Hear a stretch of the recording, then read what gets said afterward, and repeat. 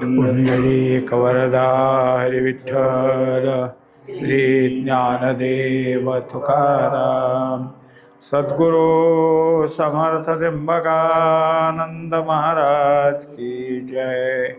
माऊली ज्ञानेश्वर महाराज की जय।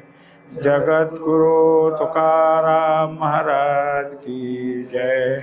श्री गुरुदेव दत्त। श्री तुकाराम महाराजांची गाथा पारायण प्रत 29वा अभंग आपण आज घेत आहोत। अभंग असा आहे ते सकळ कृष्णासी अर्पण, न कळता मन दुजे भावी। म्हणोनी पाठी लागतील भूते, येती गिवसीत 5 जणे। ज्यांचे त्या वंचले आठवण होता, दंड या निमित्ता कारणे। तुका म्हणे काळे चेपिला गळा, मी वेळोवेळा करीत असे। 4 चरणाचा अभंग आहे। यामध्ये यत्किंचित जरी दोष राहिला तरी काय होईल याचा खुलासा तुकोबाराय करतात। मुख्यतः काय केलेलं आहे तर आहे ते सकळ कृष्णाशी अर्पण। आता जो कोणी आहे त्याने काय केलं तर सगळं कृष्णार्पण केलं। सगळं म्हणजे काय तर सकळ जे काही त्याचं असेल ते, मग त्याच्यामध्ये माझं माझं माझं म्हणणाऱ्या असतील तेवढ्या सगळ्या गोष्टी, आणि त्याच्याशिवाय अजून काय राहिलं तर मीपणा, हे सगळं काय केलं कृष्णार्पण केलं।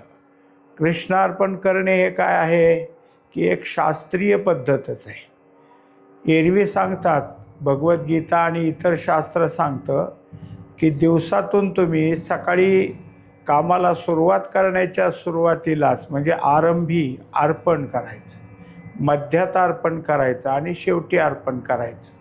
म्हणजे त्या कर्मापासून तुम्ही काय कराल, वेगळे राहाल, मुक्त व्हाल।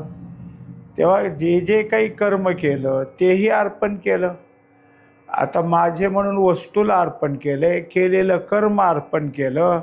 आता काही नाही, म्हणजे प्रत्येक गोष्ट अर्पण केली की तो जो असतो त्याने केलेलं कर्म अकर्मामध्ये जातं। म्हणजे कर्म करून सुद्धा त्याला आता कुठलाही परिणाम उभा राहिलेला नाही, तो कर्म करून मुक्त राहिलेला आहे।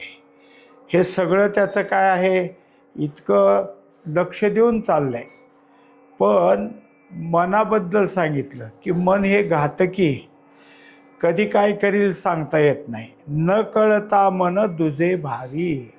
जर त्या मनानं यत्किंचित जरी दुजा भाव धरला, दुजा भाव म्हणजे काय तर एकार्पण झालं, अर्पण केल्यावर कृष्णार्पण म्हणल्यानंतर कृष्णाशिवाय दुसरं काय राहिलं नाही ना।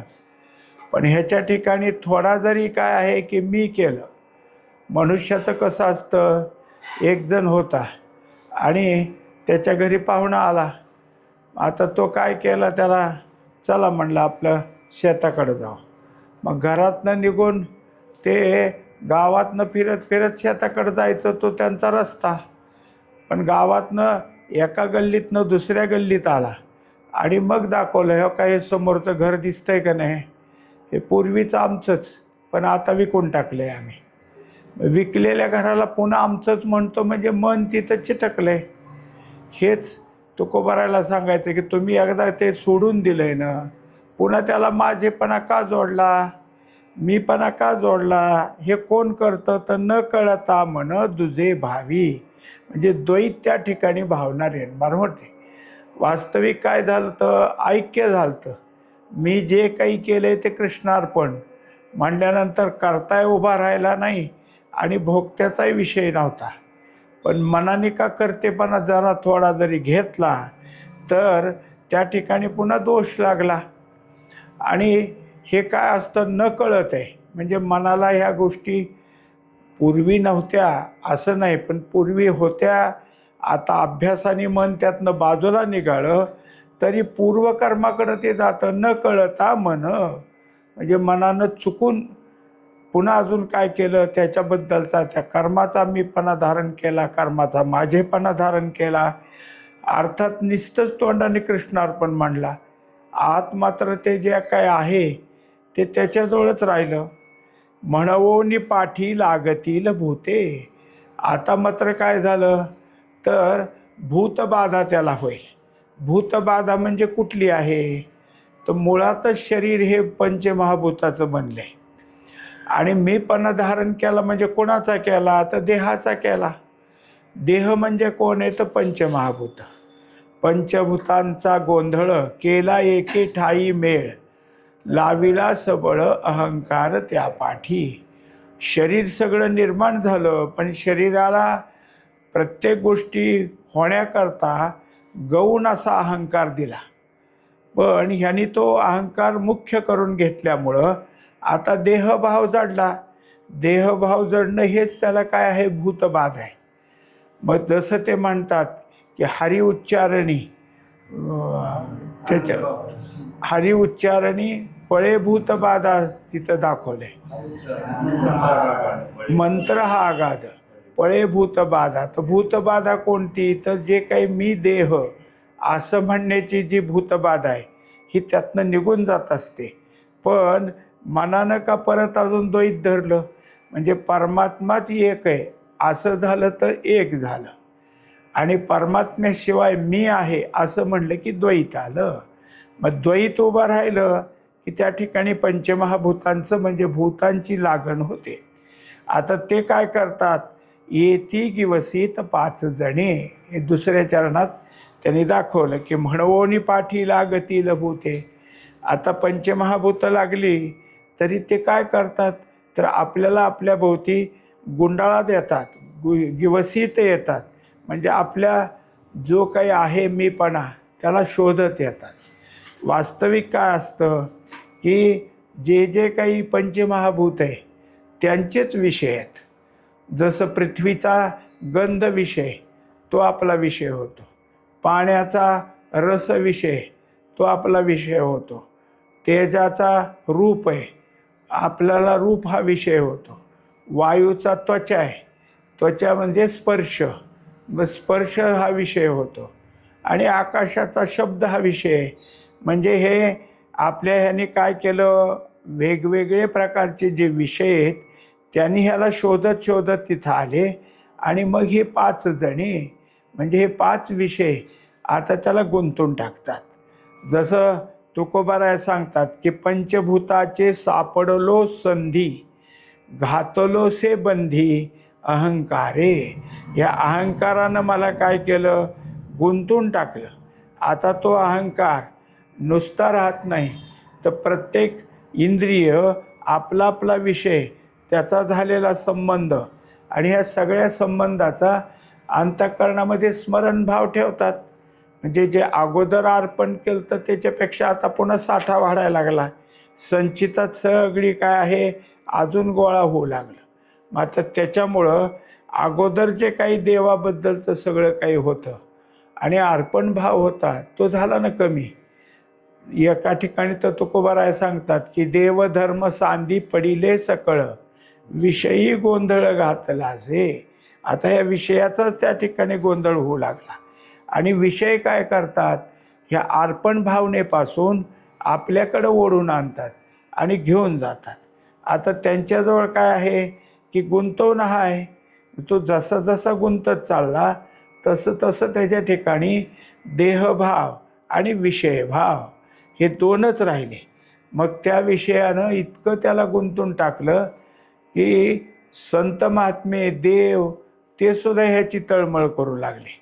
एका ह्याच्यामध्ये चरण देतात, प्रमाण सांगितलं जातं की विषय ओढी भुलले जीव, आता त्याची कोण करील कीव, नुपजे नारायणी भाव, पावोनी ठाव नरदेह. आता तो काय आहे इतका त्यात गेला आहे की संतांना तळमळ वाटायला लागली. काय करावं, संतांना कीव आली का हात हा गुंतला ह्यातनं कसा बाजूला निघेल. मग त्याच्या ठिकाणी विषयक विषय झाल्यामुळं नुपजे नारायणी भाव. माणसाला काय की कधी कधी घरामध्ये त्याला आवडीचे पदार्थ केले तर म्हणतो आता आधी खाऊन घेऊ, मग करू आंघोळ, मग करू देवाची पूजा. म्हणजे त्याने काय केलं, सगळे धरबंद सोडून दिले. तो जे काय असेल ते त्या खाद्याच्या ओढीला लागल्यामुळं हे सगळे त्यांनी काय केले, क्रम सोडून दिले. असा काय झाला, आता गुंतत गेला. मग त्याच्या ठिकाणी काही जरी झालं तरी जितकं गुंतणं झालं तितकं गुंतणं झालं. तिसऱ्या चरणात सांगितले, ज्याचे त्या वंचले आठवण होता. आता पहिल्यांदा काय केलं तर सगळं अर्पण केलं. म्हणजे मग जे जे पंचमहाभूत आहेत, त्यांची जी झालेली ज्ञानेंद्रिय आहेत, त्यांचे जे विषय आहेत, ते सगळे काय केले, ज्याचे त्या वंचले आता सोडून दिलं. डोळ्याचं पाहणं सोडून दिलं, झालं कानाचं ऐकणं सोडून दिलं. ज्याचे त्याचे काय केले, आता सगळे जे विषय आहेत ते त्याच्यापासून दूर झाला.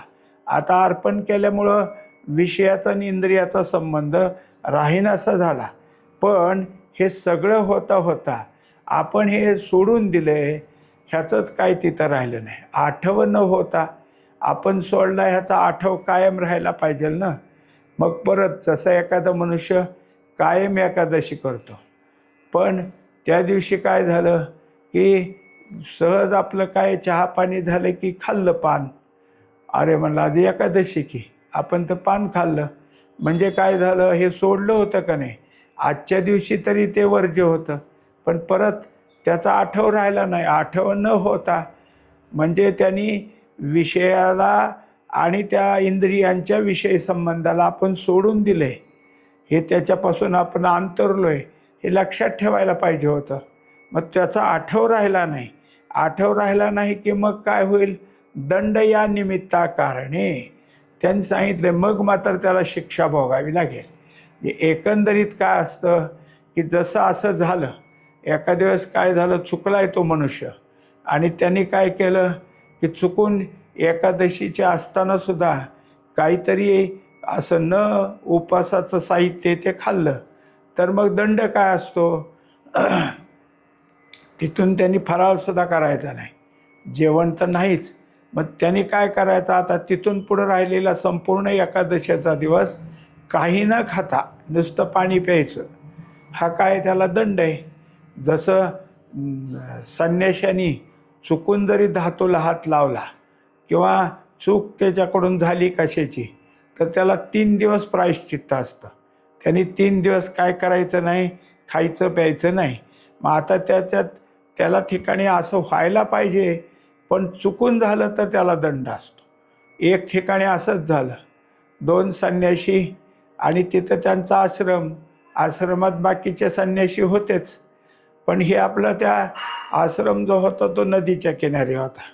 पण नदीच्या किनारी आले फिरायला, पण संध्याकाळची वेळ झालेली होती, नदीला पाणी पण होतं. आता तेवढ्यात एक बाई आली, तिला त्या नदीच्या पलीकडच्या गावाला जायचं होतं. ते म्हणले अहो इथं नाव, ते म्हणले आता बंद झाली, नाव सूर्यास्तापर्यंत असते, आता सूर्यास्ताच्या वेळेला नावाडी त्या गावचा आहे, घेऊन गेला नाव तिकडं. अहो मला तर जायची फार गरज आहे, मला तिकडं माझं ते माहेर आहे आणि माहेरात मला फार जायची गरज आहे, तिथं कुणाला भेटायचं आहे म्हणा, कोणी आजारी म्हणा, असं सांगत होती. तळमळायला लागली. एक संन्याशी म्हणला माझ्या खांद्यावर बसा, मी तुम्हाला पलीकडे नेऊन सोडतो. मग त्यांनी काय केलं, पाण्यातून गेला, ते बाईला खांद्यावर घेतलं, पाण्यातून गेला, पलीकडं सोडलं आणि आला पलीकडून. मग त्याच्यावर आपलं झालं, म्हणजे चला आता फिरायचं झालं आपलं, जाऊ. हा दुसरा जो होता त्याच्याकडं बघत राहिला. मग दुसऱ्या दिवशी तिसऱ्या दिवशी गेल्यावर तो संन्याशी म्हणतो, अरे त्या दिवशी तो बाईला खांद्यावर घेतलं, आपण संन्याशी स्त्रीला शिवलास तू, पण मी 2 दिवस झालं तुझ्याकडं पाहतोय, तो प्रायश्चित्त घेतलंच नाही, प्रायश्चित्तच नाही घेतलं. त्यांनी सांगितलं हो, ज्यावेळेस मी खांद्यावर घेतलं आणि तिकडं नेऊन सोडलं ना, तेव्हाच सोडून दिलं, मी काही केलंच नाही असं माझ्या मनात. तूच सांभाळलं आहे म्हणलं, ते कर प्रायश्चित्त, तुझ्याच मनात अजून आहे. म्हणजे जसं एकदा सोडून दिले ते पुन्हाच सांभाळलं तर मग मात्र प्रायश्चित्त. आता ह्याला दंड आहे. दंड काय असतो तर प्रायश्चित्त असतं. मग प्रायश्चित्त कधी राहणार नाही, तुम्ही जर त्या दिलेल्या प्रत्येक गोष्टीचे काय आहे यथार्थतेनं जर योजना आखली तसं करत असाल तर मग तुकोबा माऊली सांगतात, कीर्तनाचे नि नटनाचे नासिरे व्यवसाय प्रायश्चित्ताचे, नामची नाही पापाचे ऐसे केले.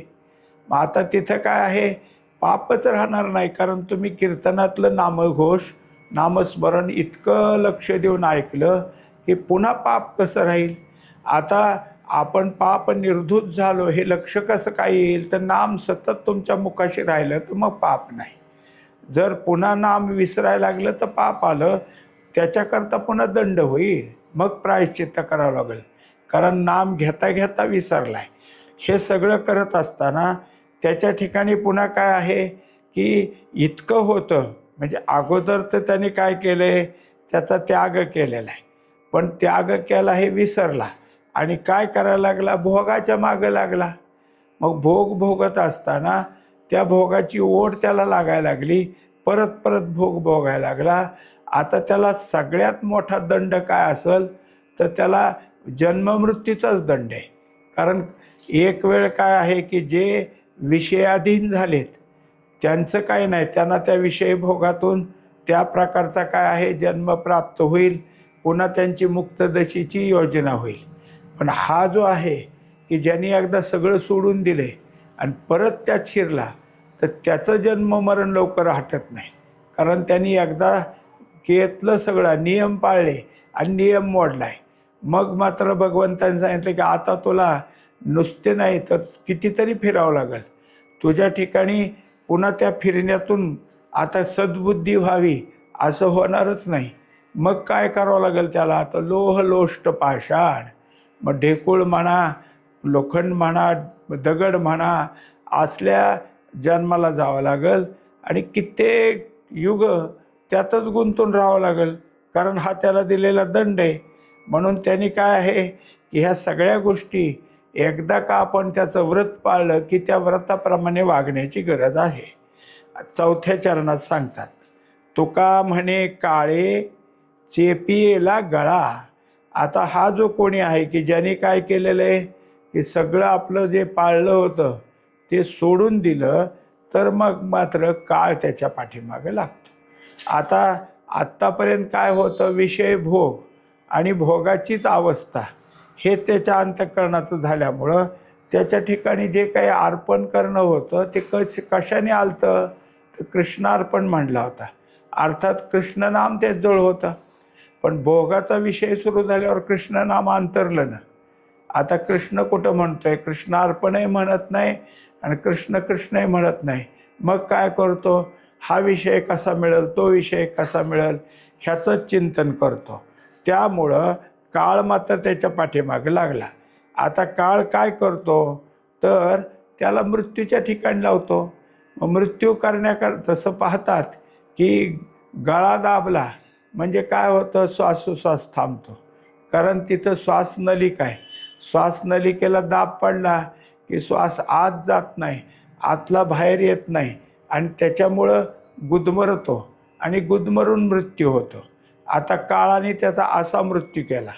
काय केलं, गळा चेपला, गळा चेपल्यामुळं त्याची गुदमत झाली आणि त्यामुळं त्याला मृत्यू आला, म्हणजेच काळ पाठीमागं लागतो. पण काळ असा नाही सहज आला आणि घेऊन गेला असं नाही, तडपड करायला लावतो.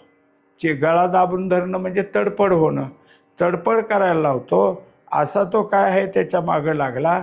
हे सगळं का झालं, तर मी वेळोवेळा करीत असे. परत परत मी म्हणजे भोग मिळवणारा मी आणि भोग भोगणारा मी. त्याच्या ठिकाणी काय असतं की जे भोगायला लागला ते दुसऱ्याला कोणाला मिळत नाही आणि दुसऱ्याला मिळतच नाही, हेच सतत राहत. आपण भोगतोय तो भोग इतराला नाही आणि मी भोगतो तो मीच खरा भोगणार आहे, असं मी त्याच्या ठिकाणी उभं राहतं. या मीनं त्याच्या ठिकाणी मृत्यू आणि मृत्यूनंतर पुन्हा जन्म, असे सतत चक्र त्याच्या ठिकाणी राहील. हा चुकला म्हणून सुरुवातीला त्याने कृष्णार्पण केलं आहे, पण तेच जर ठेवलं असतं तर बरं झालं असतं. त्याच्या ठिकाणी ही चूक झाली. आता या अभंगात काय सांगितलं आहे की कृष्णार्पण केलं आहे पण परत मन दोषी झालं. आणि मनानं त्याच्या ठिकाणी भावना बदलवली. आता परत देहभाव जोडला म्हणजेच भूत मागं लागली. ही भूते कोण आहेत? ही पंचमहाभूत आहेत. आणि दुसऱ्या चरणात ते सांगतात पुढं की येती की वसित 5 जणी. मग ते काय करतात? तर आपले जे विषय आहेत त्या विषयाचा भाव त्याच्या ठिकाणी जागा करतात. आता तो हे सगळं करत असताना ज्याचे त्या वंचले, मी ते विषय तिकडं त्याचं काय केलं आहे? सोडून दिले, त्यांच्यापासून मी दूर झालो आहे. असं जे होतं हेच त्याचा आठव विसरला. मी म्हणजे मनुष्य काय करतो की जाऊनही त्या वाटेला जातो आणि मग त्याला लक्षात येतं की आपण ह्या वाटेला यायला नको होतं, आता आपलं चुकलं. कित्येकदा असंच असतं की मनुष्य काय करतो की एखादी गोष्ट असतो ते मनात ठेवत असतो. त्याची ती काय आहे की कोणाला सांगायचं नाही. हे सांगितलं तर मोठा आपल्याला धोका होईल. पण ज्याच्याजवळ बोलू नये त्याजवळच बोलून बसतो आणि मग त्याच्या लक्षात येतं की अरे आपलं चुकलं, ह्याला बोलायला नको होतं. पण त्याच्या आतलं निघालं बाहेर. निघालं की त्याला काय होतं? दुसऱ्याला कळतं की ह्याच्या मनात काय चाललं होतं. हेच काय आहे की त्याचा आठव त्यांनी काय केलं, आपण हे अंतरलं ह्यापासून ठेवला नाही, त्याचा त्याला दंड भोगावा लागतो. मग तो जो काय आहे तो त्याला काय हाणील, मारील, दुसरं काय करील, हा दंड त्या ठिकाणी आला. हे सगळं केलं तर काय होतं हे सांगितलं आहे. एरवी जन्ममरण तर सगळ्याच्याच मागं लागले, पण हा विषयी झाला म्हणून त्याच्या ठिकाणी विषयाच्या भावनेनं तडपड करून त्याला मरावं लागतं. म्हणून त्याच्यानंतर सांगितलं की पंचमहाभूते पाठलाग करतील. तिसरा मुद्दा काय आला? त्याग केला आहे, पण परत आपण त्याग केला ह्याचा आठव राहिला नाही, त्याच्यामुळं त्याला दंड प्राप्त होतो. दंड काय? तर काळ हा त्याचा गळा दाबून धरतो. त्याच्यामुळं त्याच्या ठिकाणचं जे काय आहे ते तडपड होणं म्हणजे मी करणं हे त्याच्या ठिकाणी राहतं. असा हा अभंग आपण आत्ता पाहिला. आता याच्यानंतरचा जो अभंग आहे तो 30 क्रमांकाचा अभंग आहे. अभंग असा आहे की महाराशी शिवे कोपे ब्राह्मण तो नव्हे, तया प्रायश्चित्त काही देह त्याग करिता नाही. नातळे चांडाळ त्याचा अंतरी विटाळ, ज्याचा संग चित्ती तुका म्हणे तो ते याती. आता त्याच्यानंतर पुढं काय केलं त्यांनी की ह्या चालू अभंगात जे सांगितलं त्याच्यात काय आहे, काही महत्त्वाच्या गोष्टी आपल्यापुढं समजून दिलेल्या आहेत. त्याच्यात ते सांगतात की महाराशी शिवे कोपे ब्राह्मण तो नव्हे, म्हणजे ज्यानं महाराशी शिवल्यानंतर ब्राह्मण कोपे, कोपे तो ब्राह्मण नव्हे, म्हणजे जो राग आला त्याला, आपण त्याला किंवा महार शिवला तो खरा ब्राह्मणच नाही. याचं कारण का? तर महार ब्राह्मण हे चातुर्वर्ण्य कर्मासाठी, याचा कर्म करण्याचे जे जे काय प्रकार आहेत त्या कर्म करण्याच्या प्रकारासाठी त्यांचं आहे. आता त्या कर्माशिवाय असणारा देह, त्या देहाला त्या कर्माचा भाग म्हणून ठरवलं, पण तिथं स्पर्श झाला म्हणजे मग ह्याच्या ठिकाणी स्पर्श अस्पर्श हा भाव राहिला. वास्तविक पाहता आता त्या ब्राह्मणाच्या ठिकाणी काय पाहिजे होतं? तर ब्रह्मभाव पाहिजे होता. म्हणजे अध्यात्म ज्ञानात वरच्या शरीराचं काही नाही, वरचं शरीर गौण आहे आणि मुख्य काय आहे? तर मुख्य त्याच्या ठिकाणी आत्मा आहे. आत्मा सगळीकडे सारखा आहे. हे अध्यात्मज्ञानानं त्याच्या ठिकाणी धारण व्हायला पाहिजे होतं. हे कशासाठी सांगितलं? तर ब्राह्मणाच्या ठिकाणी ब्रह्मज्ञान असलंच पाहिजे असं गृहीत धरलं. ब्रह्म जाणे तो ब्राह्मण असं ते म्हणतात. आणि तरी त्याला जर कोप येत असेल तर मग त्याच्याजवळ ब्रह्मज्ञान नाही असं सिद्ध होईल. आता तसं जर झालं तर तया प्रायश्चित्त काही, आता त्याला जे प्रायश्चित्त आहे तो त्या प्रकारची प्रायश्चित्त करतो. मग काय असतं? 10 प्रकारच्या मृत्तिकेचं स्नान करायचं, पंचगव्य घ्यायचं. पंचगव्य म्हणजे गाईचं गोमूत्र, दूध, दही, त्याच्यानंतर तूप आणि पुन्हा गाईचं शेण, हे सगळं एकत्र केलेलं असतं आणि ते प्राशन करायचं. हे पंचगव्य झालं.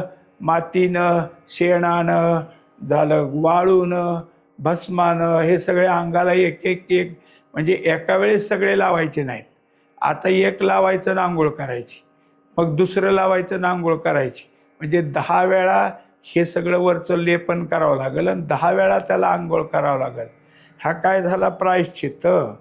पण हे प्रायश्चित्तानं तो मुक्त झाला असं होत नाही ना, कारण त्याच्या अंतःकरणात हा सगळा अजून काय झाला, स्पर्श आणि अस्पर्श हा भाव राहिला आहे. वास्तविक ब्रह्मज्ञानानं अंतःकरण शुद्ध झाल्यानंतर वर काय झालं याला काय, आत जे काय असेल ते असेल.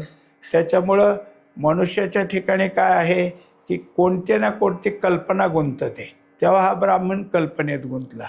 आता तसं म्हणावं ज्याला स्पर्श करायचा नाही तर अस्पर्श आहे, आणि जो स्पर्श करण्यास उद्युक्त होतो आता न होतो तो कोण आहे, तर तो एक आहे.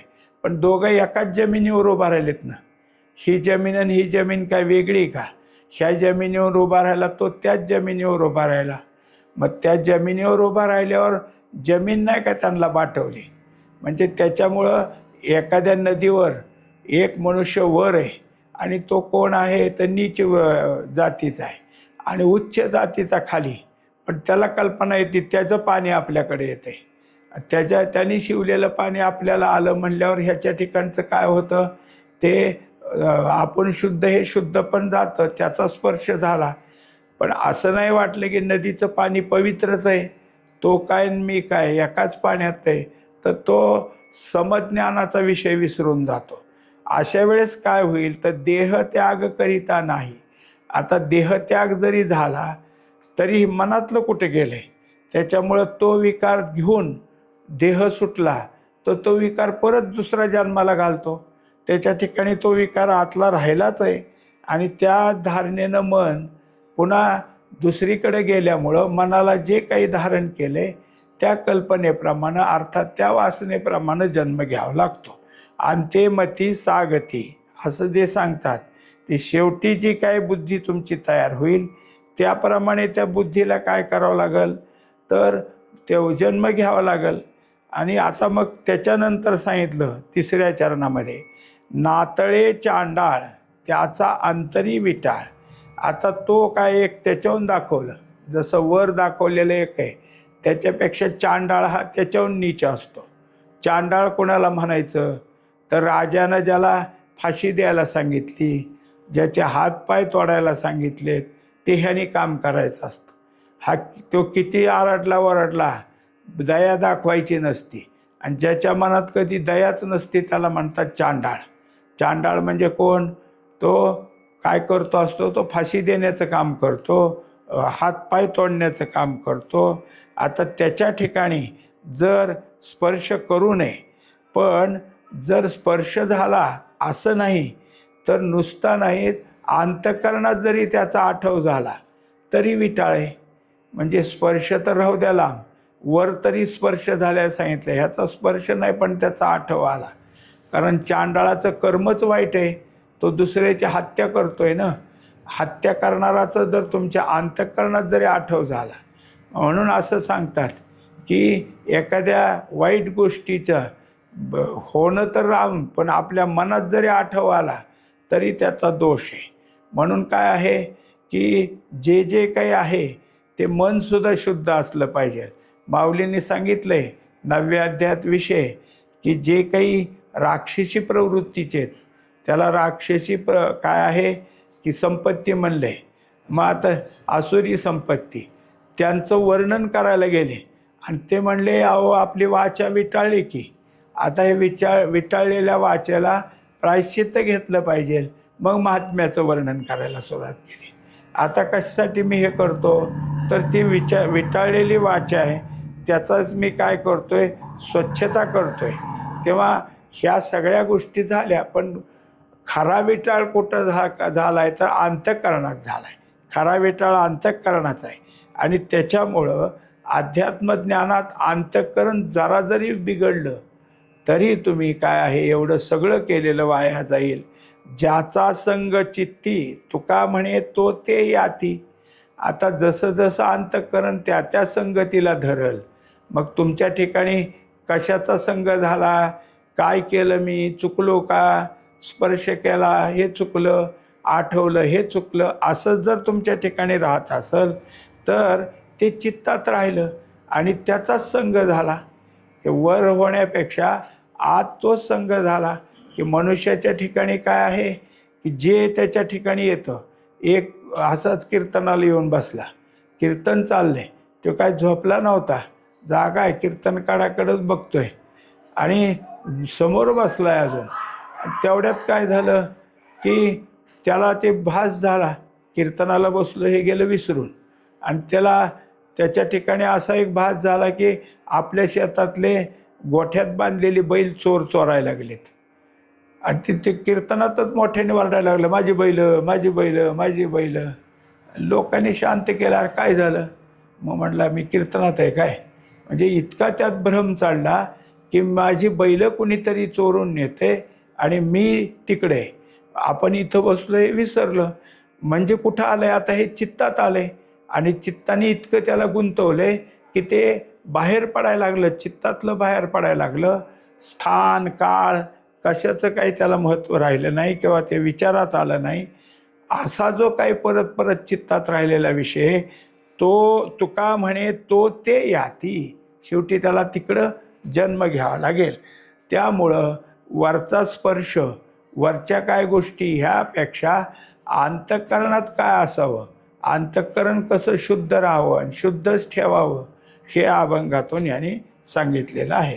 कुंडली कवरधारी विठ्ठल श्री ज्ञानदेव तुकाराम सद्गुरु समर्थ त्र्यंबकानंद महाराज की जय. माऊली ज्ञानेश्वर महाराज की जय.